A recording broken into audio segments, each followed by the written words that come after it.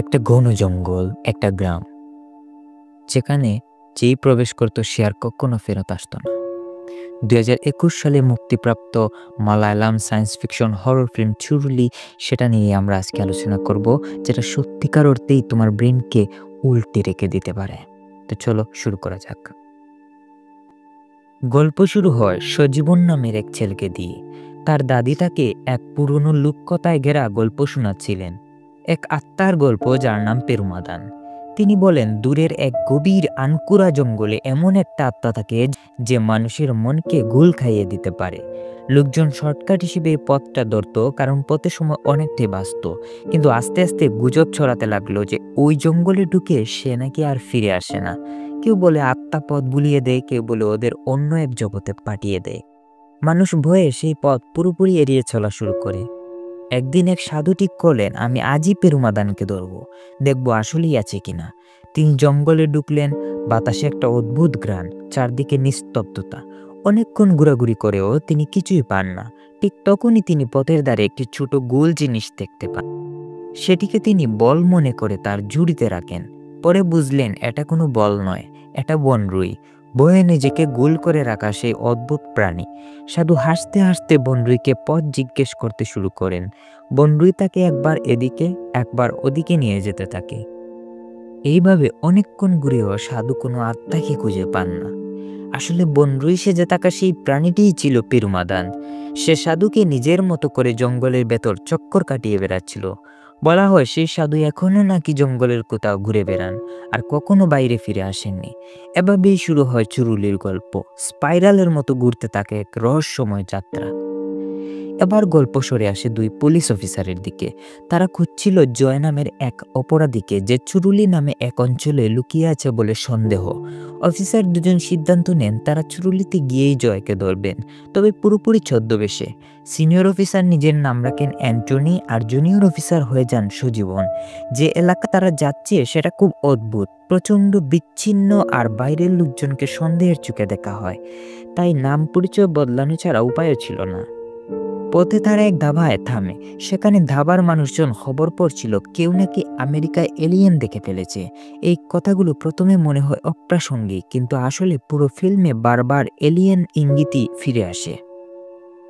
খাওয়া শেষ করে তারা চুরুলির দিকে এগোয় এবং পথে একটি পুরনো জিপ তাদের বলে আর কয়েকজন উঠলে সে চুরুলির দিকে যাবে। ড্রাইভার জানতে চায়, তোমরা চুরুলিতে কেন যাচ্ছ? অ্যান্টনি বলে, আমরা বাগানে কাজ করতে এসেছি। ড্রাইভার ভাবে, চুরুলিতে আবার কে বাগানে মানুষ রাখে?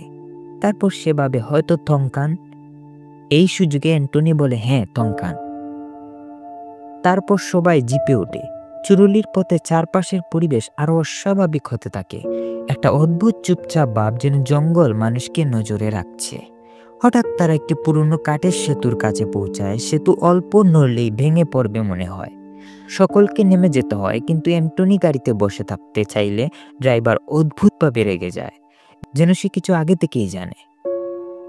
তারা একটি মদের দোকানে থামে।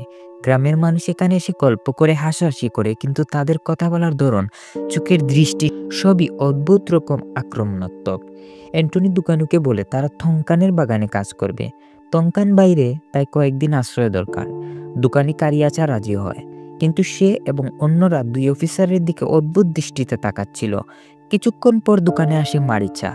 ওই লোককে দেখলে সবাই এক মুহূর্তে চুপ হয়ে যায়। তার উপস্থিতি যেন পুরো পরিবেশটাই ভারী করে দেয়। অ্যান্টনি জিজ্ঞেস করলে কারিয়াচা জানায়, মারিচা নাকি কোনো এক সময় এক লোকের বিরুদ্ধে সাক্ষ্য দিয়েছিল। এই গ্রামে এমন কাজকে বিশ্বাসঘাতকতা হিসেবে দেখানো হয়, তাই তাকে সবাই ঘৃণা করে। রাতে তারা ঘুমোতে যায়, কিন্তু সেই রাতে সজীবন এক ভয়ানক স্বপ্ন দেখে। দুইটা এলিয়েন সদৃশ মানুষ যারা আঙ্গুল ঘষে অদ্ভুত আলো তৈরি করছে।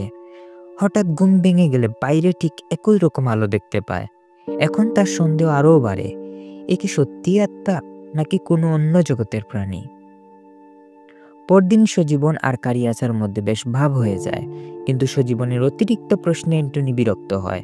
সে জানে এখানে যে কোনো ভুল প্রশ্ন বিপজ্জনক। মারিচা সজীবনকে বলে, এই গ্রামে পুলিশ কখনো আসে না, যদি আসে ফিরে যেতে পারে না, তোমরা সাবধানে থাকো। গ্রামটি যেন কোনো অবিশ্বস্ত জায়গা, চোখে দেখলে স্বাভাবিক কিন্তু ভিতরে অন্য কিছু লুকিয়ে আছে। সজীবন গ্রামে এক বৃদ্ধার বাড়িতে যায়, বুড়ি তাকে কুড়াল হাতে তাড়া করে। এ যেন একটা সতর্ক বার্তা। এখানকার মানুষ বাইরের লোকদের পছন্দ করে না। কিছুদিন পর কারিয়াচা দোকান বন্ধ করে দেয় 2 দিনের জন্য, কারণ সে চার্চে যাবে বলে। কিন্তু পরে দেখা যায় সে নিজের দোকানটাকেই পরিষ্কার করে চার্চ বানিয়েছে। এই অদ্ভুত দ্বৈত আচরণ গ্রামের মানুষদের 2 নাম 2 রূপ সবকিছু যেন একটা প্যাটার্ন তৈরি করে। একদিন অ্যান্টনি এক শিকারীর সঙ্গে শিকারে যায়, কিন্তু রাতে ফেরে না। পরদিন সজীবন তাকে খুঁজতে বের হয় এবং এক অদ্ভুত বাড়িতে ঢুকে। দরজা খুলতেই ভেতর থেকে ঠান্ডা বাতাস এসে লাগে। ঘরের ভেতরে এমন সব জিনিস ছিল যা মানুষের বানানো মনে হয় না। ধাতুর মতো জল, কিন্তু আবার স্বচ্ছ স্পাইরালের মতো ঘূর্ণায়মান আলো, যেন কোনো প্রযুক্তি কিন্তু পৃথিবীর নয়। এই দৃশ্য দেখে সজীবন ভয় পেয়ে যায়। মনে হয় কেউ তাকে নজর রাখছে। রাতে 2 লোকের তাপ্পর খেলার এক অদ্ভুত রীতিতে সজীবনকে জোর করে বসানো হয়, যেখানে যার শক্তি বেশি সেই জেতে। এই রীতি যেন কোনো পশুসুলভ ট্র্যাডিশন, যা শুধু এই গ্রামে দেখা যায়। আন্না সবাইকে হারাচ্ছিল, আর শেষে সজীবনকেও। পরদিন খবর পাওয়া যায় আন্না নিখোঁজ। পরে তার মৃতদেহ পাওয়া যায়। দর্শক হিসেবে আমরা জানি আসলে সজীবনই তাকে হত্যা করেছে। অর্থাৎ গ্রামটির অদ্ভুত পরিবেশ মানুষের মনের গভীরে লুকানো হিংস্রতা বের করে আনছে। রাতে অ্যান্টনি, সজীবন আর শিকারী জঙ্গলে গিয়ে ঠিক সেই এলিয়েন সদৃশ প্রাণীদের দেখতে পায়, যাদের আঙ্গুলের ছোঁয়ায় স্পাইরাল আলো তৈরি হয়। সজীবন গুলি ছুড়ে, কিন্তু পরে দেখা যায় গুলি কোনো পশুকে লাগে। এদিকে শিকারীও পরে হারিয়ে যায়। অ্যান্টনি পিঠে ব্যথা নিয়ে এক মহিলার কাছে গেলে মহিলা বলে, আমি তোমাদের দুজনকে আগেও দেখেছি। এটা শুনে তারা পুরো ভেঙে পড়ে। মানে কি, তারা আগেও এই ঘটনার মধ্যে ছিল? তারা কি টাইম লুপে আটকে গেছে? ঠিক তখনই তমকান গ্রামে ফিরে আসে এবং বলে, আমি তো কাউকে ডাকিনি। গ্রামবাসী রেগে গিয়ে 2 অফিসারকে ধরে ফেলে। তারা চিৎকার করতে থাকে, ওরা বাইরের লোক, ওরা মিথ্যা বলছে, ওদের মেরে ফেলো, জঙ্গলে টুকরো টুকরো করে ছুঁড়ে ফেলো। সজীবন বন্দুক বের করে হাওয়ায় গুলি ছুড়ে। তারপরই সবাই ভয়ে পালিয়ে যায়। অবশেষে তারা জয়ের বাড়িতে পৌঁছায়। জয় পক্ষাঘাতগ্রস্ত, শুধু কথা বলতে পারে, নড়তে পারে না। 2 পুলিশ তাকে গ্রেফতার করতে এসেছে শুনে গ্রামবাসী হাসতে থাকে। তোমরা ওকে নিয়ে যেতে পারবে না? ও এখানে কি আছে তা তোমরা জানো না? জয় বলে, যদি সত্যি আমাকে নিয়ে যেতে পারো আমি রাজি। পরদিন তারা জিপে করে জয়কে নিয়ে রওনা হয়, কিন্তু বারবার তারা পথ ভুলে। জয় বলে, আমি পথ দেখাই। এরপর সে বলতে শুরু করে, 2জন পুলিশ চুরুলিতে এসে জয়ের খুঁজে ঘুরে বেড়ায়, যেভাবে তারা এখন ঘুরছে। এই মুহূর্তে বুঝতে পারি সবকিছু এক লুপে ঘুরছে। হঠাৎ জয় বলে, যদি আমার শরীর এখন ঠিক হয়ে যায়। অ্যান্টনি হাসে, ভেবে মজা করছে, কিন্তু ঠিক পরের মুহূর্তে জয় উঠে দাঁড়ায়। সে আর প্যারালাইজড নয়। সে জঙ্গলের ভিতর হাঁটতে শুরু করে। চারপাশে অদ্ভুত আলো জ্বলতে থাকে। সেই আলোগুলো একসাথে মিলিত হয়ে চাঁদের মতো বিশাল স্পন্দিত এক শক্তির বল তৈরি করে। জিপটা ধীরে ধীরে তার দিকে ভেসে যেতে থাকে। 3জনই আলোয় মিলিয়ে যায়। এতেই গল্প শেষ। চুরুলি শব্দের অর্থ স্পাইরাল, এবং পুরো গল্পে আমরা বারবার সেই স্পাইরাল লুপে ফিরে যাই। পেরুমাদান কি আত্মা, নাকি কোনো এলিয়েন সত্তা? বন্ধুরা, আপনাদের কি মনে হয়, পেরুমাদান কি সত্যি আত্মা, নাকি পুরো গ্রামটাই কোনো এলিয়েন এক্সপেরিমেন্টের অংশ? নিচে কমেন্টে জানাতে ভুলবেন না।